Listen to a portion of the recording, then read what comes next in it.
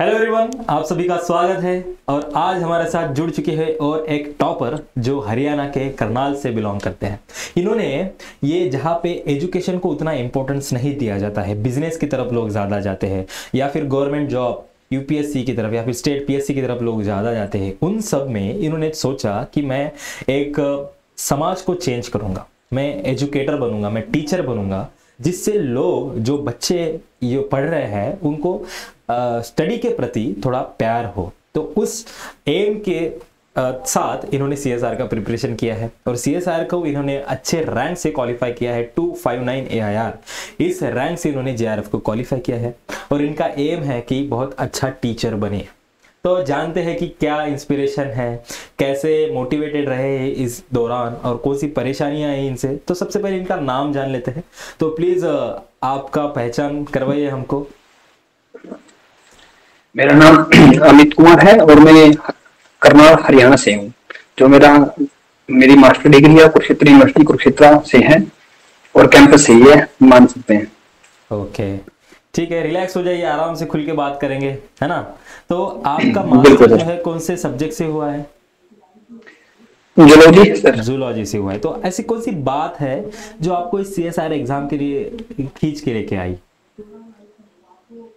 Sir जैसे कि ना, करने के लिए तो बहुत सारी जॉब है, बहुत सारे काम है जिससे आदमी को मतलब सर्वाइव किया जा सकता है। ऐसी बात नहीं है कि टीचर ही ऐसा कुछ है जो मतलब जिंदगी में कुछ आगे देगा।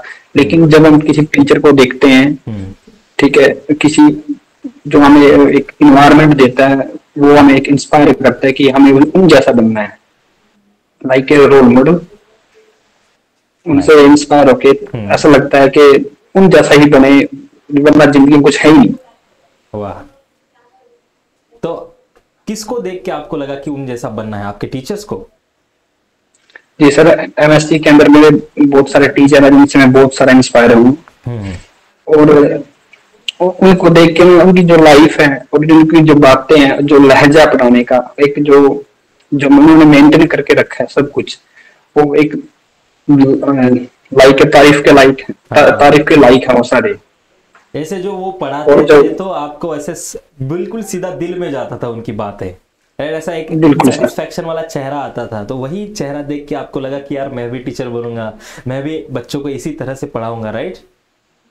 बिल्कुल सर। जैसे पहले जब मैं बीएससी में था उतना मेरा पढ़ाई में रुचि नहीं थी, क्योंकि मैं पहले ये सोचता था कि कब क्लास खत्म हो।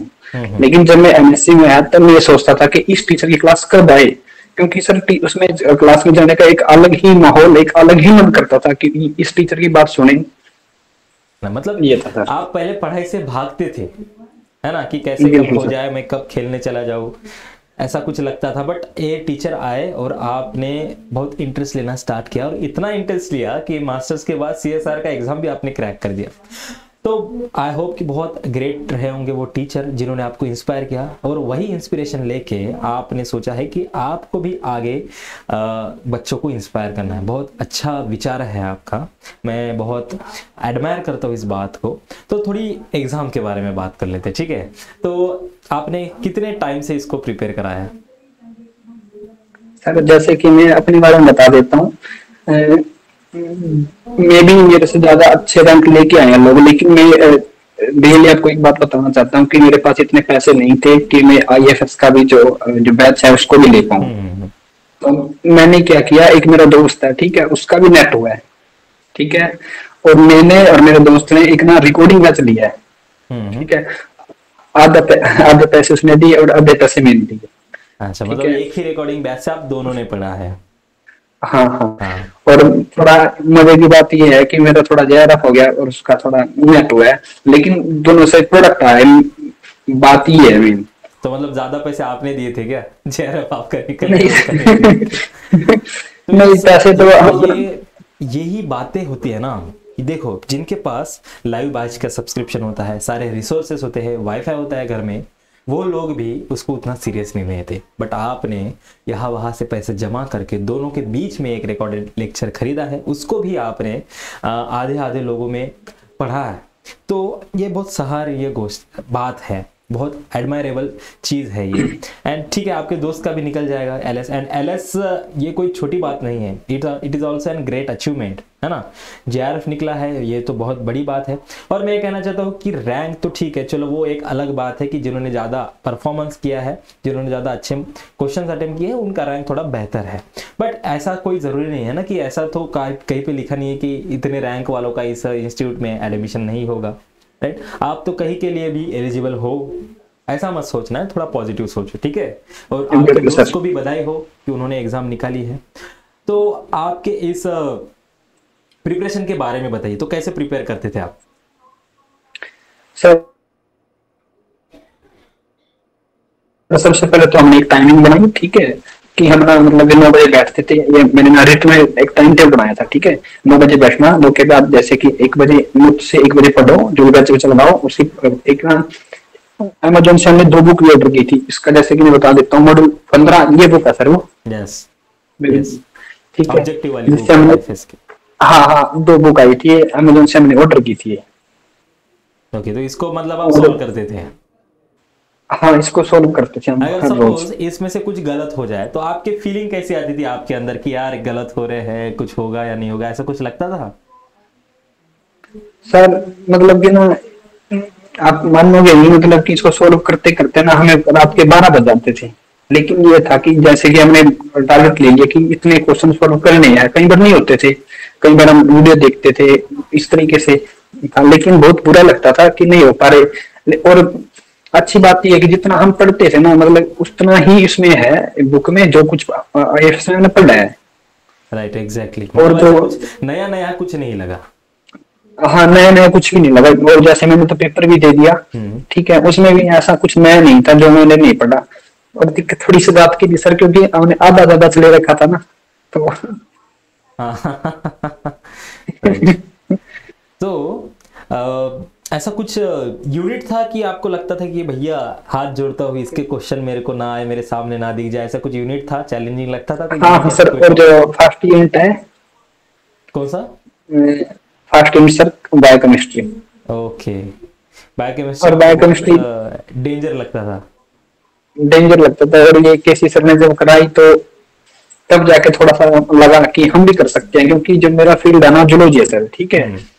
और हम मतलब कि और जो हम तो वैसे भी मैथ से और न्यूमेरिकल से डरते हैं। हाँ। ये तो वो तो एक कॉमन बात हो गई ना। देखो आप 100 लोगों की बात करो, 100 लोगों में से 90 लोग उस पार्ट ए से डरते हैं, राइट सर? पार्ट ए भी और जो फर्स्ट जो यूनिट है बायोकेमिस्ट्री, उसके अंदर है ना कुछ न्यूमेरिकल आते हैं, न्यूमेरिकल टाइप, कुछ करना पड़ता है, थर्मोडायनामिक्स के न्यूमेरिकल्स आते हैं, तो वो भी आपने स्किप किया था? पीएच के भी आते हैं। नहीं, स्किप नहीं किया सर, मैंने किया हूँ। ओह, मतलब चैलेंज आपने एक्सेप्ट किया है उस चैलेंज को? बिल्कुल सर। तो कैसे, मतलब कैसे आपने उसको कवर किया? सर सबसे पहले तो ना मैं बहुत बहुत धन्यवाद करना चाहूंगा केसी सर का। ओके, ये बात उन तक पहुंच जाएगी। बिल्कुल सर, क्योंकि ना बायोकेमिस्ट्री के अंदर जो कुछ भी मेरा हुआ है वो उनकी वजह से हुआ। और जो मैंने मतलब जो पहले जो मैंने क्लास देखी थी ना सर, मैंने बायोकेमिस्ट्री की ही देखी थी, ठीक है। तो जो उनके पढ़ाने का जो तरीका है ना, वो मुझे बहुत ही अच्छा लगा। मुझे इतना अच्छा लगा कि मैंने ना दिल बना कि अब तो इनसे करना है।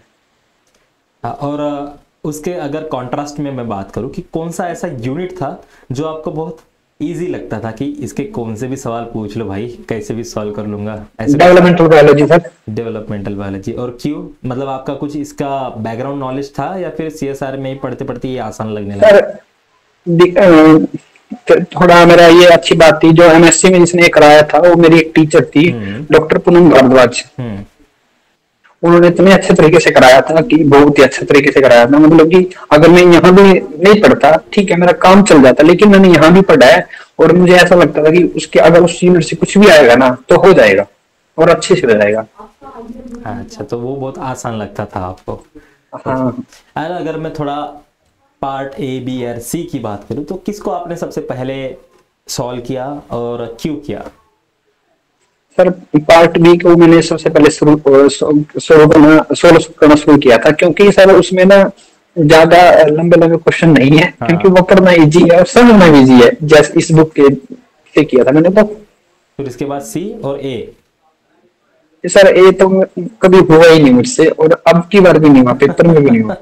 मतलब आपने बिना ए के जेआरएफ निकाल लिया है ना? हाँ, और क्योंकि सर ए में ना, जो ए पार्ट है उसमें सिर्फ मेरे 2 ही क्वेश्चन ठीक है।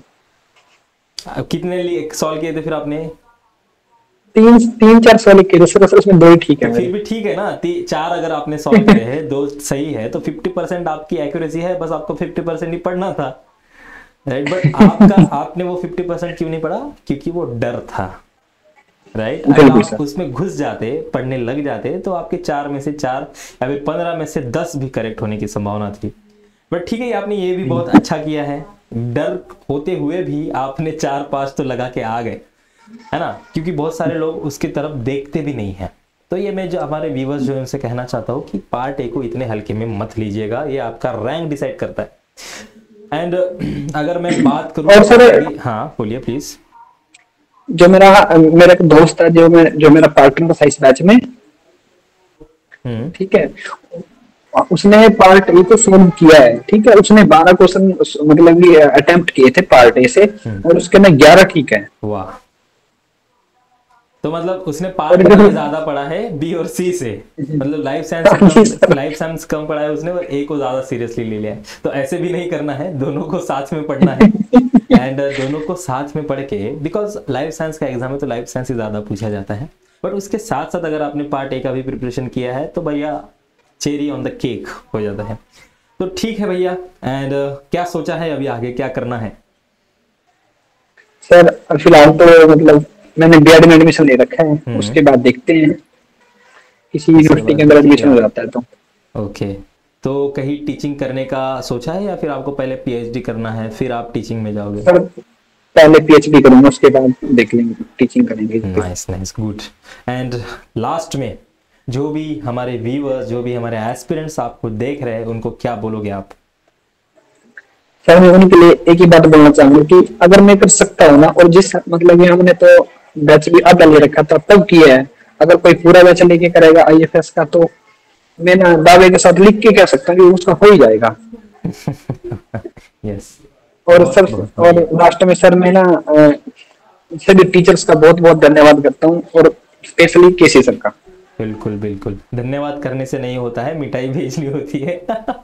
सर जब मैंने ना फोन आया था आपका, तब मैंने ना कहा था उनसे कि अगर ना किसी सर से मुलाकात करवा सकते हो तो प्लीज बता दो, मैं आ जाऊंगा।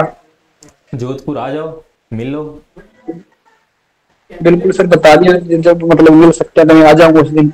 और जो मेरा दोस्त है वो भी बोल रहा था, मैं उसको भी साथ ले आऊंगा। बिल्कुल बिल्कुल आना है। एंड ऑल द बेस्ट, जो भी आप आगे करोगे। एंड बहुत इंस्पायरिंग स्टोरी आपकी रही है, बहुत अच्छा लगा आपसे बात करके। एंड जो भी करो अच्छा करो, जो भी आपके आजू बाजू वाले पीपल हैं उनका भला करने की कोशिश करो, ठीक है? All the best and thank you आपके इस सुंदर टाइम के लिए, प्रीशियस टाइम के लिए, ठीक है? चलो, थैंक यू।